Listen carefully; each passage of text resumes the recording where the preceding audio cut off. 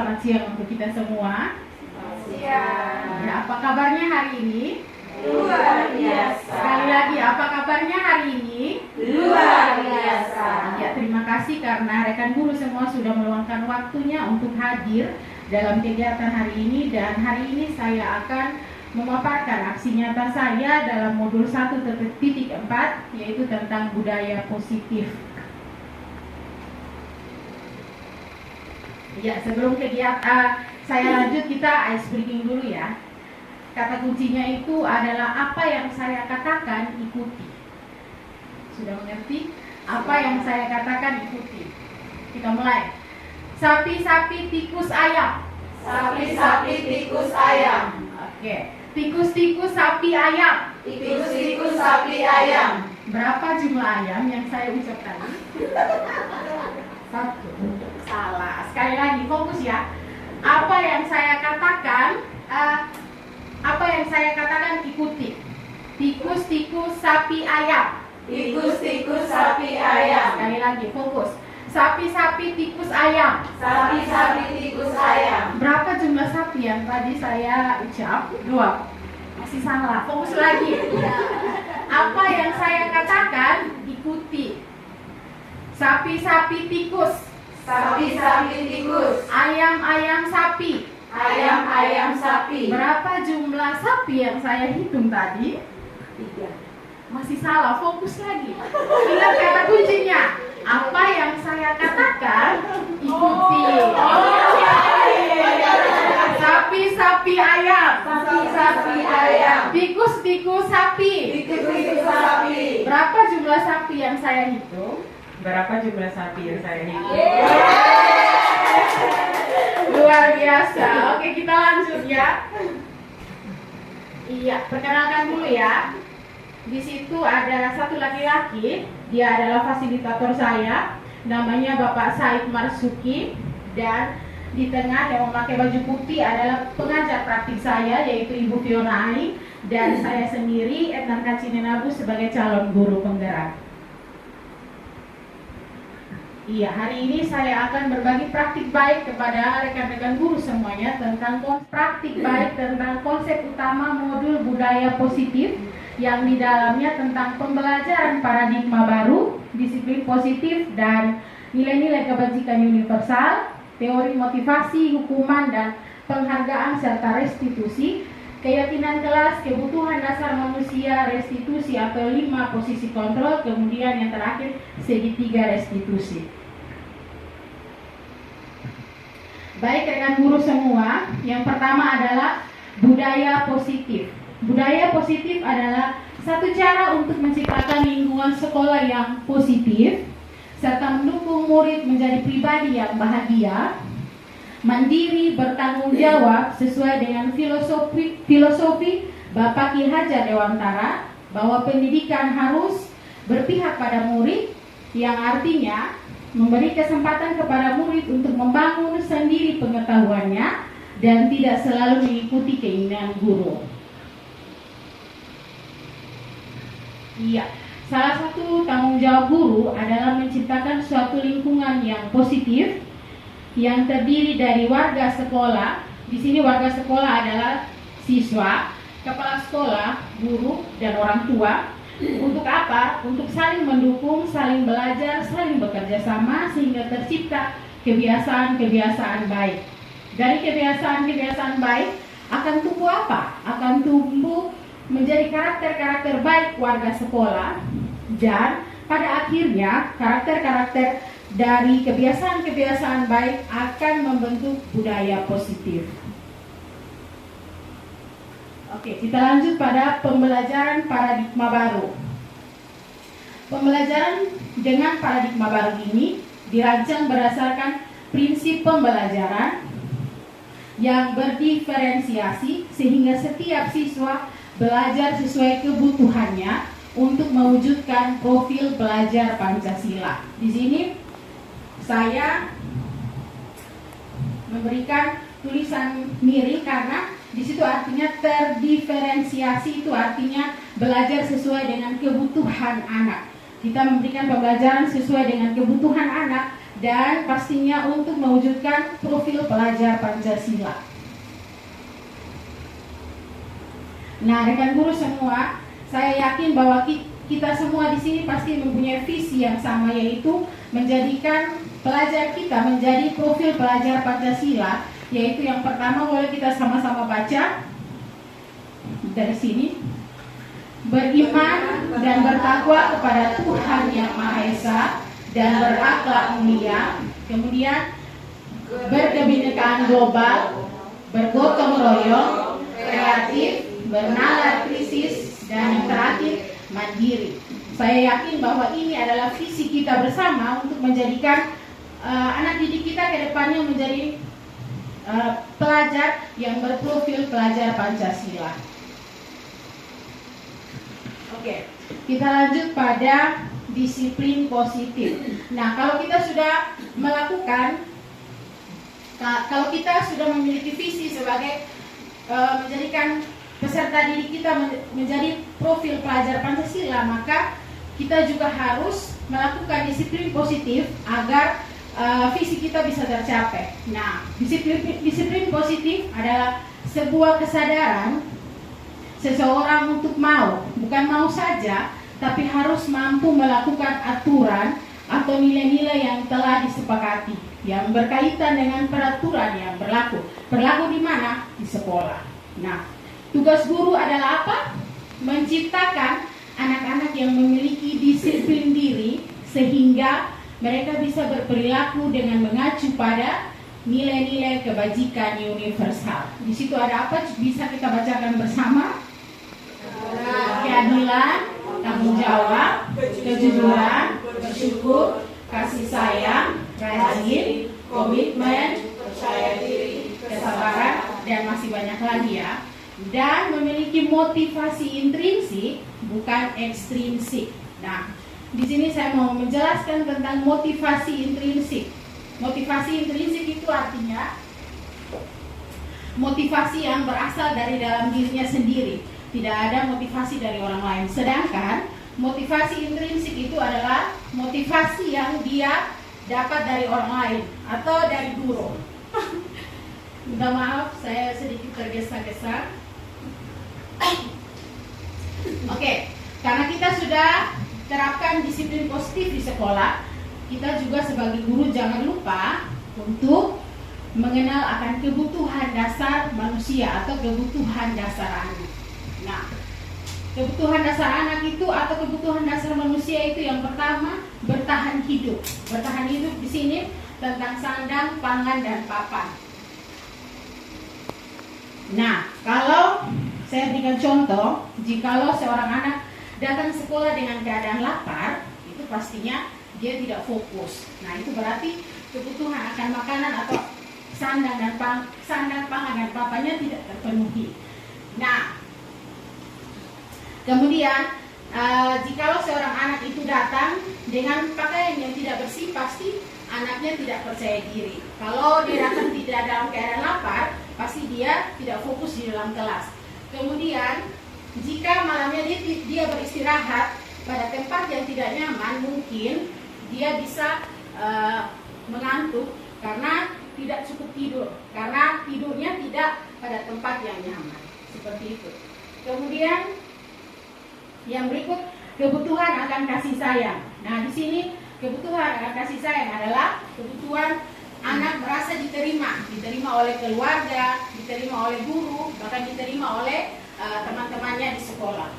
Kemudian kebutuhan penguasaan, yaitu mau menang sendiri. Nah, jika kita lihat ada anak yang di dalam kelas mau menang sendiri apa-apa dia punya, atau dia tidak mau berbagi dengan teman, semua yang dimilikinya tidak mau dikasih ke teman-teman, ataupun dia apa-apa semua harus dia. Nah, itu berarti dia membutuhkan kebutuhan penguasaan diri atau kebutuhan mau menang sendiri. Kemudian kebutuhan kebebasan, atau anak tidak mau dikekang dan mau bebas merdeka. Tidak mau dikekang dengan peraturan yang kita sudah buat, bahkan dia mau bebas merdeka untuk melakukan apapun di sekolah sesuai dengan keinginannya.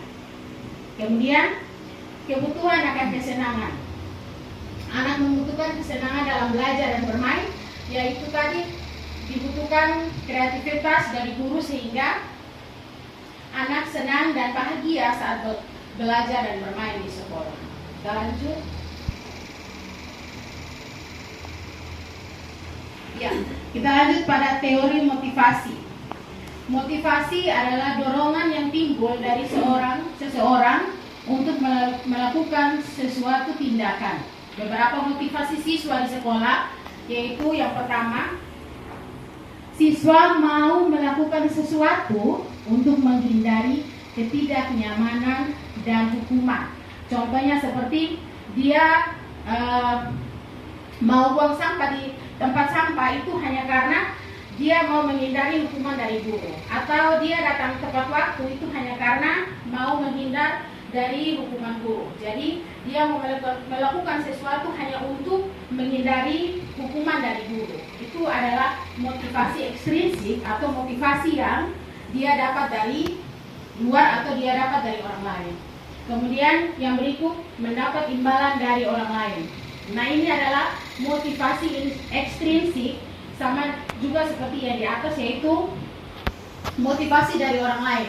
Jadi dia mau melakukan sesuatu hanya karena dia mau mendapat hadiah dari orang lain. Jadi kalau tidak dapat hadiah berarti dia tidak mau melakukan sesuatu. Yang berikut, menghargai nilai-nilai kebajikan diri sendiri. Siswa sadar akan nilai kebajikan pada dirinya. Nah, di sini adalah motivasi intrinsik atau motivasi dalam dirinya untuk melakukan kebajikan diri sendiri. Siswa sadar akan nilai kebajikan pada dirinya. Nah, dari 3 poin ini kira-kira poin yang mana yang akan kita ajarkan untuk anak-anak? Dari poin 1, 2, dan 3. Apakah kita mau ajarkan kepada anak-anak untuk menghindar ketidaknyamanan dari hukuman, atau mengajarkan anak-anak untuk mendapatkan imbalan dari orang lain, mau melakukan sesuatu karena mendapatkan imbalan, atau mengajarkan anak-anak untuk sadar akan nilai kebajikan pada dirinya? Iya. Berarti poin yang kita pilih adalah menghargai nilai-nilai kebajikan dirinya sendiri. Siswa sadar akan nilai kebajikan pada dirinya, karena itu adalah motivasi intrinsik, yaitu motivasi dari dalam dirinya sendiri. Oke, kita masuk lagi pada konsep disiplin yang gagal. Nah, konsep disiplin yang gagal, yaitu yang pertama adalah hukuman.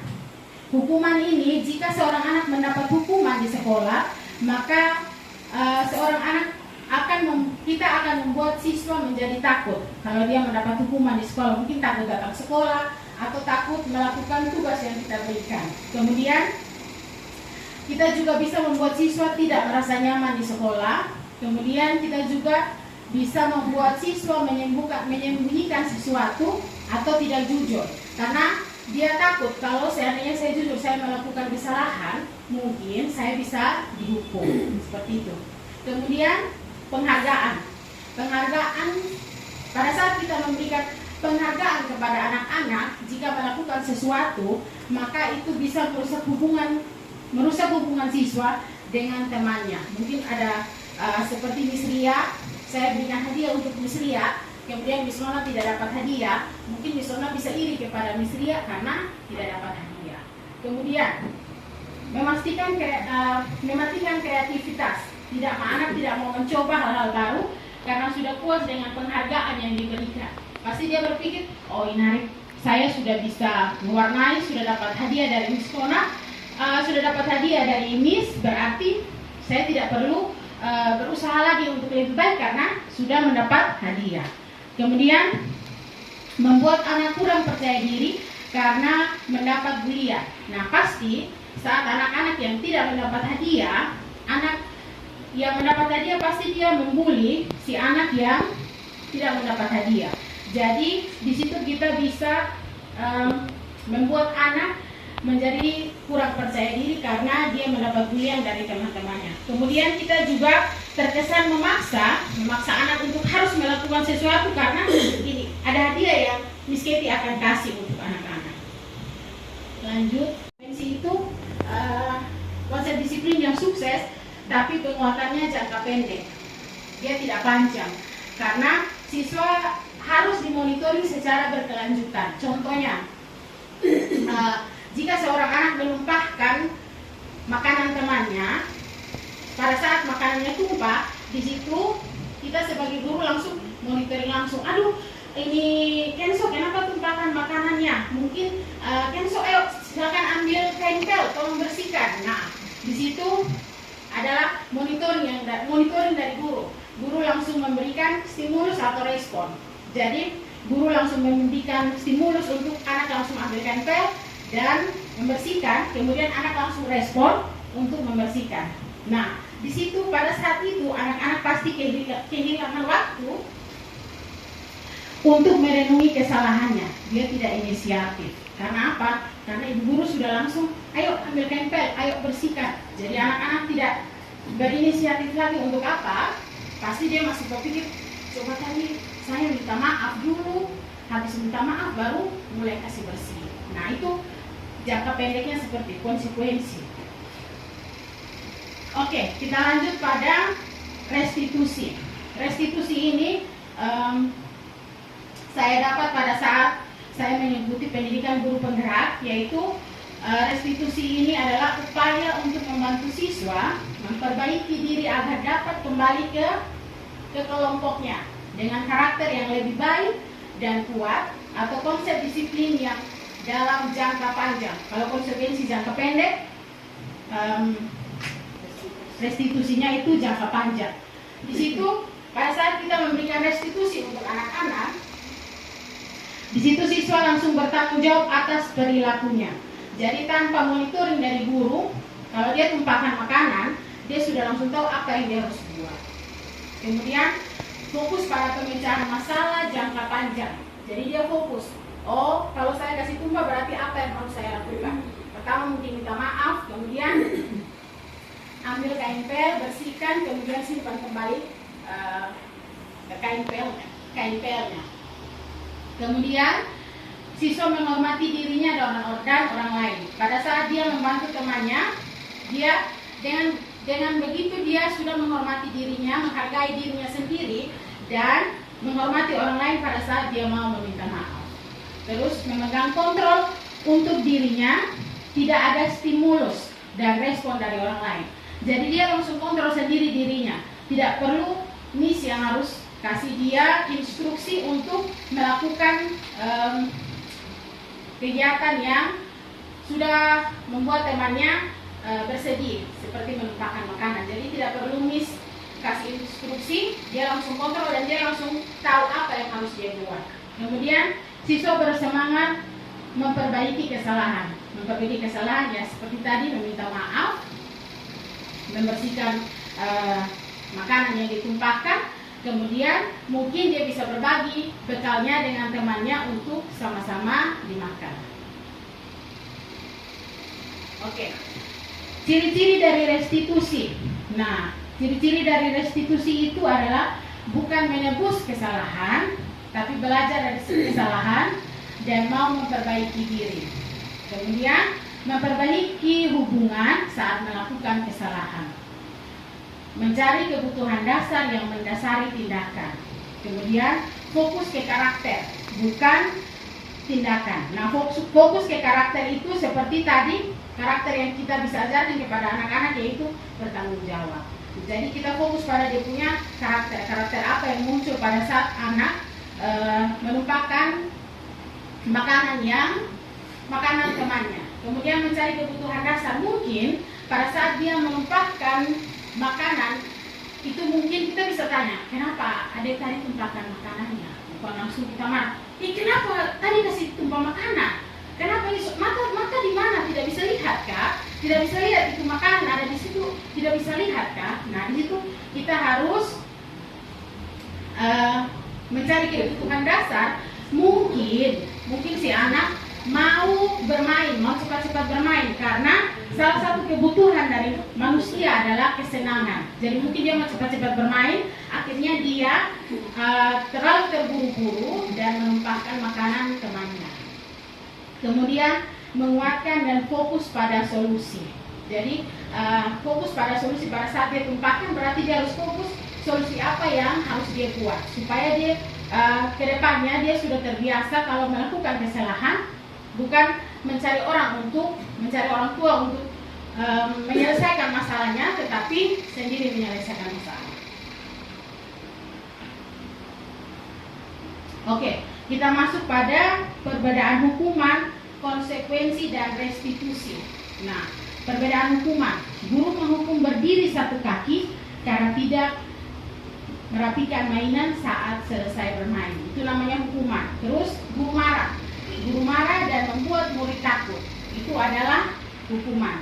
Nah, kalau konsekuensi itu guru tidak mengizinkan anak bermain di luar karena tidak mau merapikan mainan di kelas. Itu konsekuensi yang guru kasih karena tidak mau merapikan mainan. Kemudian guru tegas sehingga membuat siswa mau menaati aturan. Tapi sebenarnya kalau dia mau menaati aturan, jangan dari guru, harus dari dia punya hati sendiri. Nah, itu adalah konsekuensi. Kemudian restitusi adalah guru menanyakan keyakinan kelas. Keyakinan kelas tanya, apa yang sudah keyakinan yang sudah kita sama-sama buat. Kemudian membantu siswa untuk menyelesaikan masalahnya dengan melihat kebutuhan dasar anak. Seperti itu.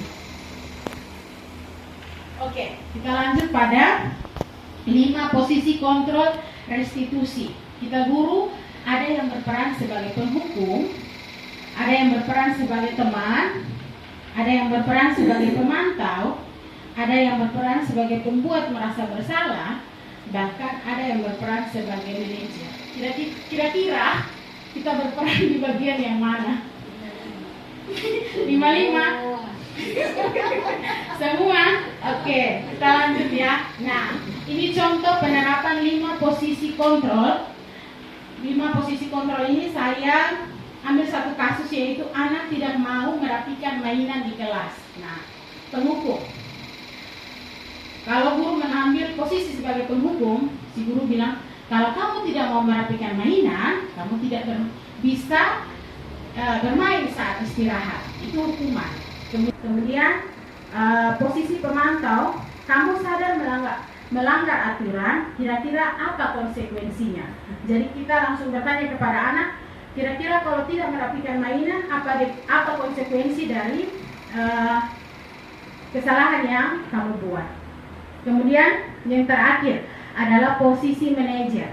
Nah, posisi manajer di sini adalah guru bisa bertanya kepada anak, apakah kamu tahu kesalahanmu? Kemudian kira-kira apa yang kamu lakukan untuk memperbaiki kesalahanmu? Dan pastinya ini harus dilakukan secara konsisten agar menjadi budaya positif di sekolah. Nah, berarti dari 5 posisi kontrol ini, kira-kira yang harus kita ambil posisi yang mana? Apakah menjadi posisi penghukum, pembuat merasa bersalah, posisi teman, atau posisi pemantau? Iya, yang kita harus ambil adalah posisi sebagai manajer agar kita bisa bertanya kepada anak-anak apa yang membuat sehingga kamu melakukan kesalahan. Kemudian kita juga bisa membantu anak-anak untuk mencari jalan keluarnya, tapi itu tidak dilakukan satu kali saja, tetapi secara terus-menerus sehingga bisa muncul budaya positif di sekolah.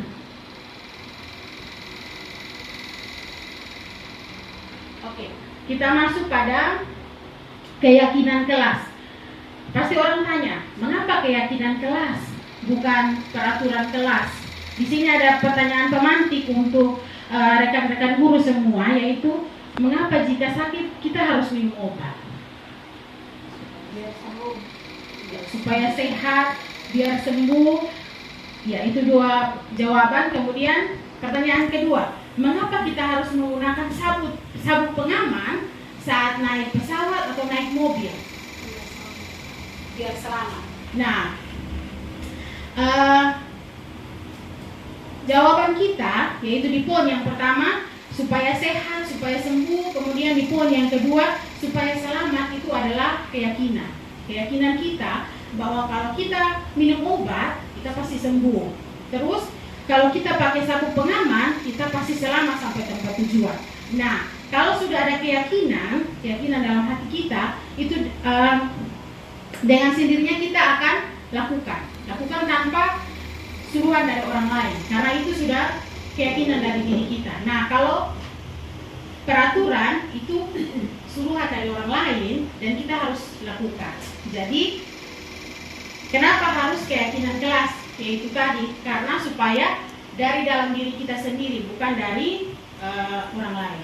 Karena keyakinan kelas itu dibuat oleh anak-anak dan guru, didiskusikan bersama, kemudian dibuatlah keyakinan kelas. Sedangkan peraturan kelas itu dibuat oleh guru sendiri atau pihak sekolah dan dilakukan oleh anak-anak. Ini adalah kegiatan membuat keyakinan kelas pada kelas saya, yaitu saya dan anak-anak sama-sama merancang keyakinan kelas, kemudian anak-anak menempel keyakinan kelas yang mereka inginkan. Pembentukan keyakinan kelas. Nah, cara pembentukan keyakinan kelas itu yaitu yang pertama harus lebih jelas dari peraturan.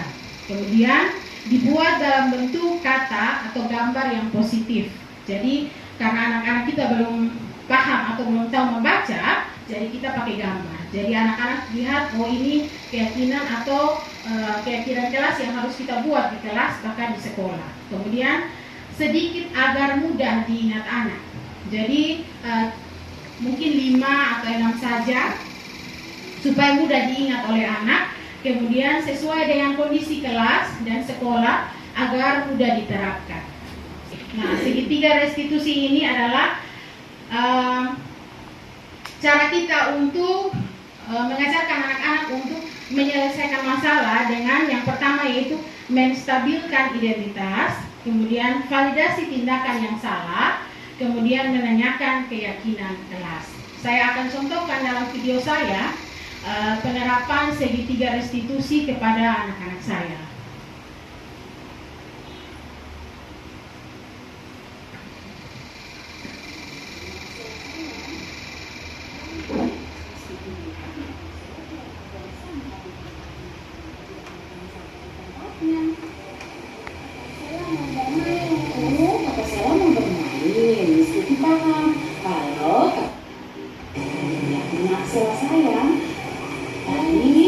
Dilihat Mak Arsela tidak mau buang sampah di tempatnya. Kenapa tidak mau buang sampah di tempatnya? Arsela mau bermain. Meskipun paham kalau Kak Arsela mau bermain dan itu adalah hak kesenangannya Kak Arsela. Tapi Kak Arsela harus ingat keyakinan kelas kita kalau buang sampah harus di tempatnya. Iya, terima kasih ya Kak Arsela. Arsela tadi sudah mau membuang sampah di tempatnya. Nah, meskipun mau tanya, kalau Kakak Arsela tidak buang sampah di tempatnya, kira-kira apa yang terjadi?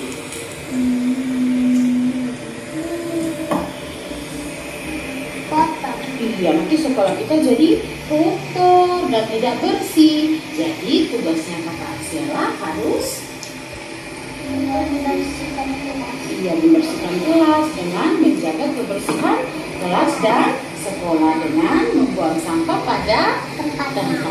Terima kasih Kakak Arsela sudah mau melakukan kebijakan kelas kita. Terus dulu nih Miss Kitty. Ya, terima kasih. Oke, ini adalah contoh kasus yang pertama, yaitu anak tidak mau membuang sampah pada tempatnya. Sudah masuk pada contoh kasus yang kedua. Ya, Mama Dewi saya tadi Miss Kitty lihat Mama Dewi tidak mau menyimpan barang mainan yang Mama Dewi sudah pakai untuk belajar. Kenapa? Oh, Mama Dewi lapar. Ya, Miss Kitty tahu kalau itu adalah kebutuhannya Mama Dewi. Mama Dewi harus makan supaya badannya sehat dan kuat. Tapi Mama Dewi juga harus berusaha, harus ingat keyakinan kelas kita. Setelah belajar dan bermain, alat-alat harus dirapikan kembali. Kenapa kita harus rapikan kelas kita?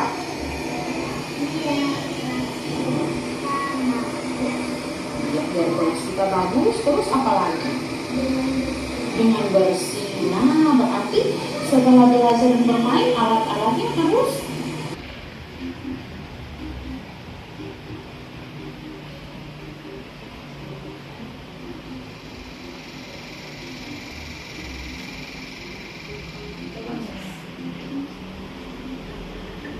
bisa sih. Baik, terima kasih untuk materi yang luar biasa ya, Alafis ya. Jadi ada pembelajaran berdiferensiasi, ada disiplin positif dan keyakinan kelas. Ya, yang mau saya tanyakan itu tentang pembelajaran berdiferensiasi.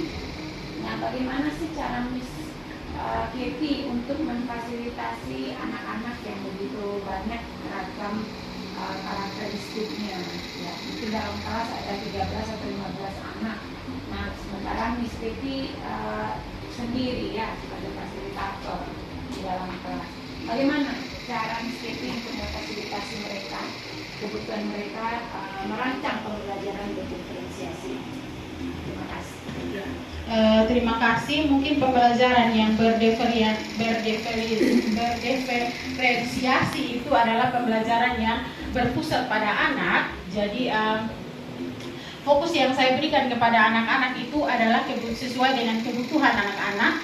Jadi anak-anak belajar sesuai dengan kebutuhan mereka, dan media yang saya siapkan juga banyak yang saya siapkan sehingga anak-anak bisa berkreativitas sesuai dengan keinginan mereka. Jadi bukan dari keinginan saya sebagai guru, tetapi keinginan dari anak-anak, dan juga ada kebiasaan-kebiasaan baik yang saya terangkan kepada anak-anak sehingga biarpun mereka dalam jumlah yang banyak, tapi mereka tetap bisa mengikuti pembelajaran dengan baik, bisa fokus karena pembelajaran yang kami atau guru-guru siapkan atau saya siapkan menarik dan pastinya anak-anak bahagia dan fokus saat belajar. Mungkin ada lagi yang mau bertanya? Jika tidak ada yang mau bertanya, mungkin dari saya cukup sekian. Mungkin ada kekurangan dari saya minta maaf, dan pastinya saya juga meminta masukan dari rekan-rekan guru semua sehingga saya bisa lebih lagi untuk belajar ke depan. Terima kasih untuk kita semua. Selamat siang.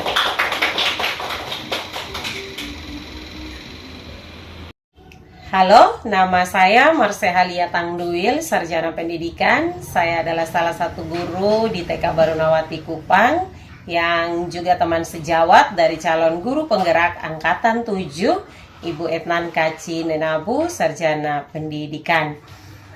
Ibu Etnan telah menyampaikan materi tentang budaya positif, dan itu sangat baik bagi kami sebagai rekan kerja di dalam menjalankan tugas dan tanggung jawab kami, di mana kami mendapatkan pemahaman tentang bagaimana menyelesaikan masalah menggunakan restitusi segitiga, dan kami juga memiliki pemahaman tentang posisi kontrol di dalam kami menjalankan tugas, di mana kami harus memposisikan diri sebagai teman, memposisikan diri sebagai pemberi rasa bersalah, atau pemantau, atau manajer di dalam kami mengelola kelas, sehingga anak-anak memiliki kerinduan atau kemampuan untuk mendisiplinkan diri, tidak tergantung pada faktor ekstrinsik, tetapi tergantung pada faktor intrinsik atau dari dalam diri anak sendiri, sehingga dengan begitu karakter anak dapat mengalami perkembangan yang lebih baik lagi. Demikian yang bisa saya sampaikan. Terima kasih.